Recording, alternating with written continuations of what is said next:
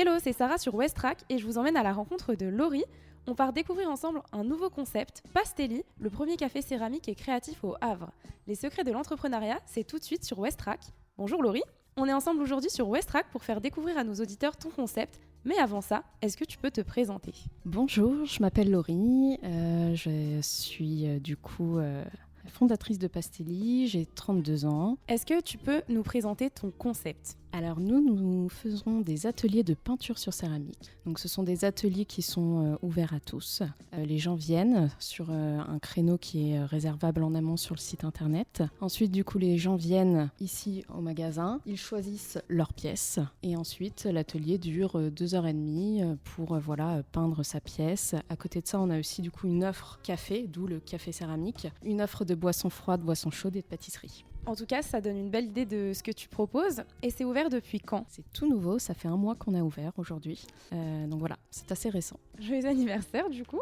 Pour les auditeurs qui nous écoutent et qui seraient curieux de venir ici, où est-ce que tu te situes ? Je me situe au 116 rue de Paris, en centre-ville du Havre, dans une rue assez commerçante et dynamique. C'est important de savoir où se rendre pour découvrir ton univers. Et pour que nos auditeurs comprennent un peu plus, pourquoi tu as choisi ce concept ? Qu'est-ce qui t'a inspiré à ouvrir en fait un café céramique au Havre ? Donc, je suis originaire du Havre, j'ai quitté le Havre pour mes études, pour mes premières expériences professionnelles. Et quand j'ai décidé de rentrer, je souhaitais créer un projet, être à mon compte, faire quelque chose dans la création justement. Et c'est en le faisant moi-même un atelier, donc il y a un peu plus de 2 ans sur Paris, que j'ai adoré et je me suis dit pourquoi pas lancer ça ici. Donc je me suis auto-formée, j'ai fait une petite formation également de décor sur céramique et après tout s'est assez vite enchaîné. Donc je l'ai fait d'abord en itinérance dans différents lieux du Havre, puis le local quelques mois plus tard. Et du coup, tu avais déjà quelques bases en dessin ou pas du tout ? Pas du tout. Et c'est ça justement, c'est ce que je revendique à tout le monde.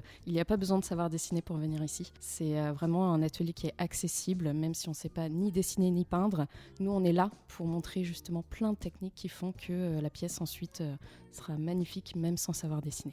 Du coup, tu as anticipé ma question, parce que comme tu dois le savoir, il y a beaucoup de personnes qui peuvent se dire oh mais je suis pas vraiment douée en dessin, est-ce que je suis capable de venir dessiner sur de la céramique ? Quel conseil tu donnerais aux débutants ou à ceux qui ont peur de se lancer ? Justement, je pense que c'est la première chose que les gens me disent quand ils arrivent pour la première fois ici. C'est vraiment la petite appréhension de « mais moi, je ne sais pas du tout ni peindre ni dessiner ». C'est des ateliers qui sont aussi faits pour se détendre, pour passer un bon moment. Donc j'ai envie de dire aux gens justement que nous, on est là pour aiguiller, pour montrer aussi plein de choses qui sont accessibles. On a des pochoirs, on a des crayons, on a des scotch, on a plein d'outils en fait qui font que justement, si on ne sait pas dessiner, on peut faire plein d'autres choses super avec. En tout cas, c'est hyper rassurant et ça donne vraiment envie d'essayer. Maintenant, on va se concentrer un petit peu plus sur la partie purement artistique. Quel type de céramique tu proposes dans ton atelier ?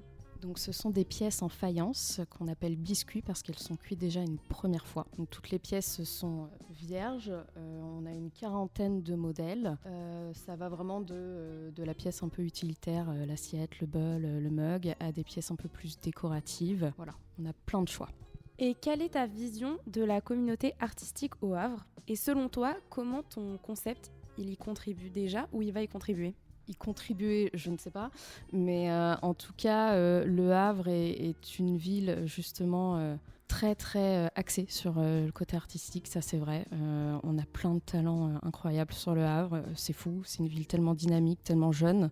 Et c'est incroyable de voir aussi l'évolution qu'il y a eu entre moi quand je l'ai quitté il y a plus de 12 ans et maintenant. Donc c'est assez dingue. Donc je pense pas non plus contribuer à ça, mais je me dis que c'est bien d'avoir aussi des gens qui justement peuvent se retrouver dans une sorte de petit cocon et passer un moment en famille, entre amis et avoir leur petit moment aussi de création. Maintenant, on va passer au rapport à l'art que tu peux avoir. Est-ce que tu as des passions ? Si oui, est-ce que tu peux nous en parler ? Alors oui, j'ai des passions. J'aime le cinéma, j'adore ça. J'aime beaucoup découvrir plein de films. Quand j'étais aussi sur Paris, j'adorais et j'aime aussi toujours ici aller voir des expositions. Donc oui, ça c'est vrai que c'est ça aussi qui m'attire au quotidien.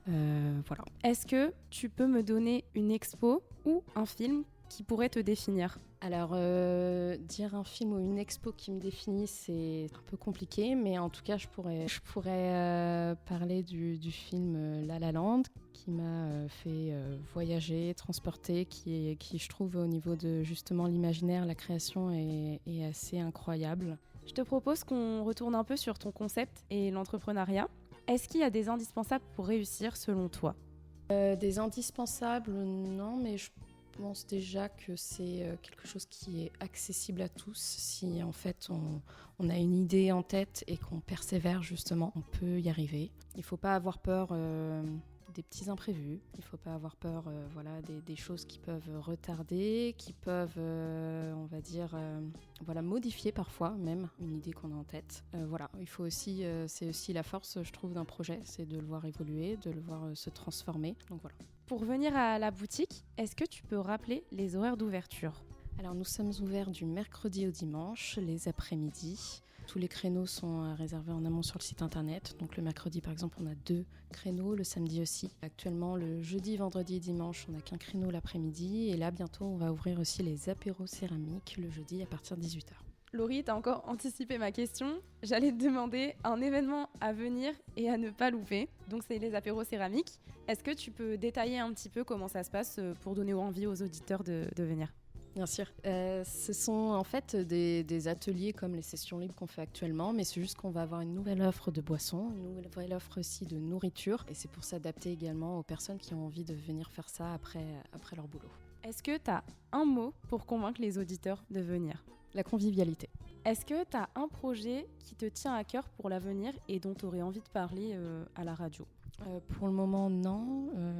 Déjà, c'est se concentrer sur l'ouverture, sur les prochains ateliers. Après, bien sûr, il y aura des événements ponctuels qu'on souhaite faire justement au Café Céramique. Et ça viendra l'année prochaine, tranquillement. Laurie, merci. Pour conclure et pour s'ouvrir un peu, comment tu vois l'évolution de ta boutique dans les prochaines années, si tu vois l'évolution dès maintenant ? Pour être franche, je vois l'atelier qui fonctionne, des gens qui reviennent régulièrement, des personnes fidèles, et un atelier toujours quand même assez intime, dans la capacité aussi pour qu'on puisse nous être avec les personnes, les aiguiller, tout au long de l'atelier. Donc un peu toujours ce même format, mais avec peut-être encore plus de monde à chaque atelier. Laurie, merci d'avoir répondu à toutes mes questions. En tout cas, ça donne envie. Donc n'hésitez pas à venir découvrir Pastelli au 116 rue de Paris. C'était Sarah. Merci d'avoir écouté Westrack Radio.